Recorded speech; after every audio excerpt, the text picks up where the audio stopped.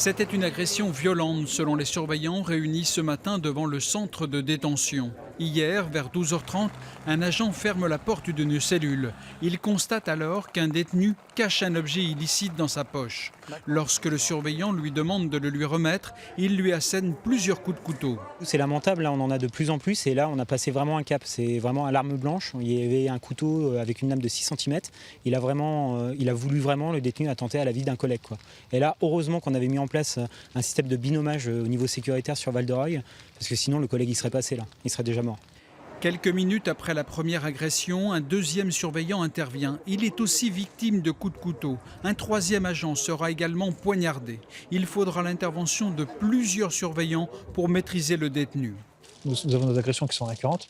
Nous sommes dans un établissement qui accueille des longues peines, mais qui ont des profils qui sont très dangereux, notamment des profils psychiatriques qui sont très imprévisibles et qui peuvent agresser sauvagement un collègue, 2 voire 3, comme il s'est passé hier. Il faut savoir que c'était un bain de sang, que c'était une scène d'horreur. Les syndicats ont demandé le transfert du détenu vers un autre établissement. Et est-ce que ce type de détenu a sa place dans un centre de détention, à votre avis?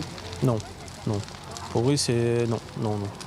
Non, je connais pas ses antécédents médicaux, donc je pourrais pas vous dire s'il a ou pas sa place ici, mais pour agresser des collègues sans aucune raison valable, non, il n'y a pas sa place, non. Les agressions au couteau sont rares, mais les menaces sont très fréquentes.